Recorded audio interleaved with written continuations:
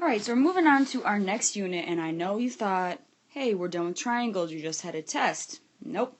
We are going to continue on. So even if you didn't do very well in the last unit, we're going to move forward and try to pick it up with some more topics on triangles. So the first lesson on our triangles are going to be different types of segments that are in triangles. So we're only going to go through 3. And the first one is called a median. Okay, and if you remember median from statistics, median means the middle, like the middle number. So it's another way to think of the middle. Okay, now these are all segments that are in triangles, so I'll show you an example here.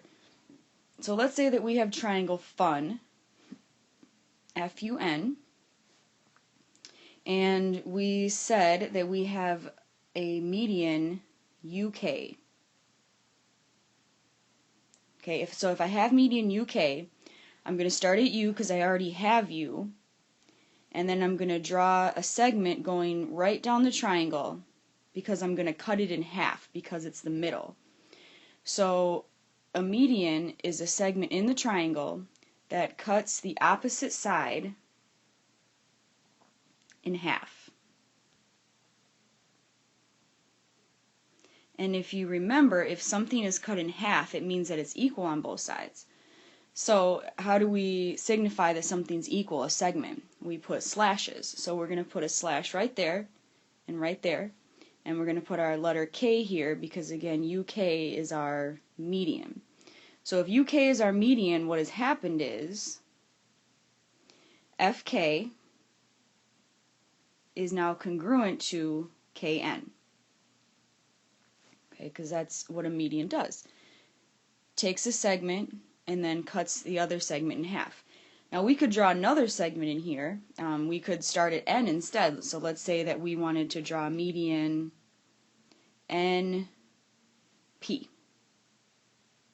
So we could start at N this time and we would go to the opposite side of the triangle over here. And now what just got cut in half? The U and the F. So now you would put slashes here and here. So then you would say FP is congruent to PU. Okay, we could draw another one if we wanted to, but we're not going to do all that. So now how would we use this if we were throwing some numbers in there? So let's redraw the triangle again. And so we're going to redraw it and it's going to be FUN. And we're going to keep the median that we had the first one with UK. And we know that that's equal on both sides. So let's say that I told you that FK was equal to 3x minus 10. KN was equal to x plus 4. And they wanted you to find x. What would you do to solve this? Well, again, if you have the word median, median means that you have cut a segment in half. So it means that they're equal on both sides. So like we did before when we had a bisector or a median, you would just set them equal. You would do a part equals part. So we're just going to bring down the 3x minus 10 and set it equal to the x plus 4 and solve. So we would subtract the x over here. And we get 2x, and I'm going to go ahead and add 10 at the same time and get 14, and so my x is going to be 7. Okay, and so that would be a problem with a median. Okay, the next segment in the triangles are called altitudes. Now if you ever heard of the word altitude, you might be thinking of altitude of an airplane, like how high something is, or altitude of the air, like it's harder to breathe the higher you are up. Well, that's exactly what altitude is it represents height. And so we've already worked on this because height was like the dotted lines when we were trying to figure out area. So if we look at a triangle, let's look at triangle ant. And this time let's draw an altitude called NO. Okay, so if it's NO, we would start at the N that we already know, and then we would draw straight down. And if an altitude represents height, it is a vertical line, and if you remember too from our rules, that the shortest distance is perpendicular. So an altitude is basically a perpendicular line. And so if it's a perpendicular line, what does that mean? Hopefully you're saying to yourself, it forms right angles. Okay, so it forms 90 degrees. So right down here, we're going to have two right angles because on either side, that's a linear pair, 90 and 90. So it's going to form 90 degrees on both sides. I'm going to put the O there. Okay, so if you have an altitude NO, what that means is that now you have angle NOA, which is right here, NOA, and angle NOT, right here, are both equal to 90 degrees. Okay, so what they might do in a problem is they might put something like, okay, so you have an altitude and you know that angle NOT is equal to, let's say, 3x plus 30. Find x. Alright, so if you know that altitude is 90, or you know that it's perpendicular, all you have to do is just set this equal to 90. This is easy as that. So 3x plus 30 equals 90. We'd subtract the 30 and get 60, and then divide by 3 and get 20. So x is going to equal 20. Okay, let's go to the last one. So the last segment is called an angle bisector. And it's exactly how it sounds. Okay, so an angle bisector is going to be a segment that cuts an angle in half. So a segment that cuts an angle in half. Now if it cuts it in half, what does that mean? Well, that means that they're equal on both sides. They're congruent. So let's take a look at an example. So let's say this time we have triangle JOB, job. Alright, and so we're going to put in angle bisector OK.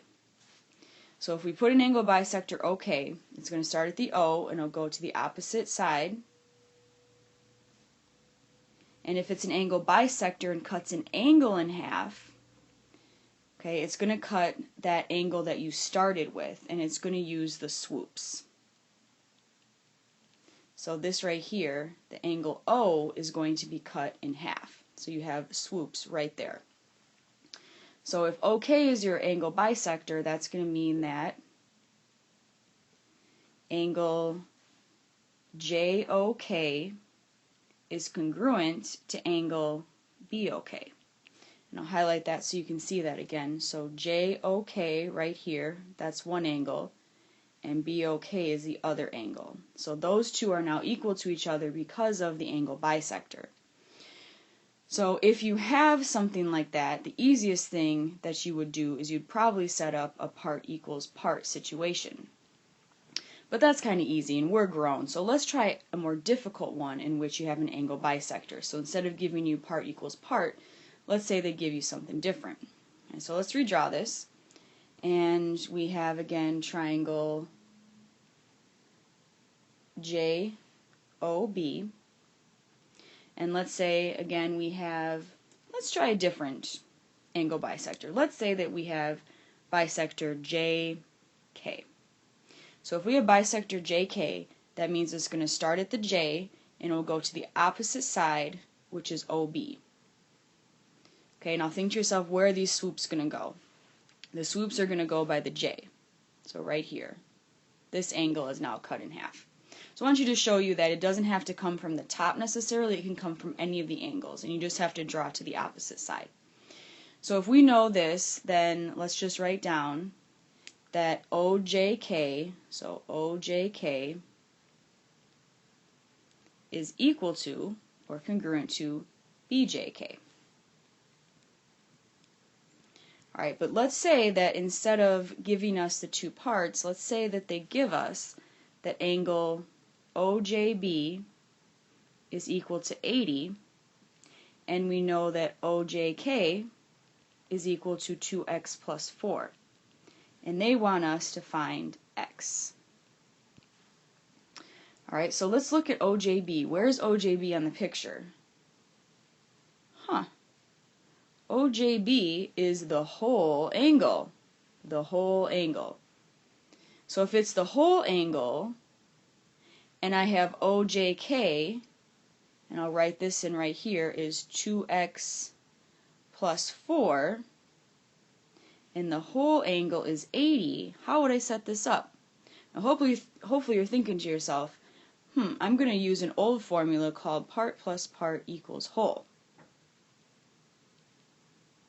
Okay, so you know one of your parts is 2x plus 4. What's the other part? Again, hopefully you're saying if this over here is equal to this over here, these have to be the same thing. So I'm going to double it, and I'm going to set it equal to the whole angle, the purple angle, which was 80. So now we'll combine like terms. 4x plus 8 equals 80. Subtract my 8. So I'll get 4x equals 72. Divide by 4, and I'll get x equals 18. So that's a little more challenging one that you might come across.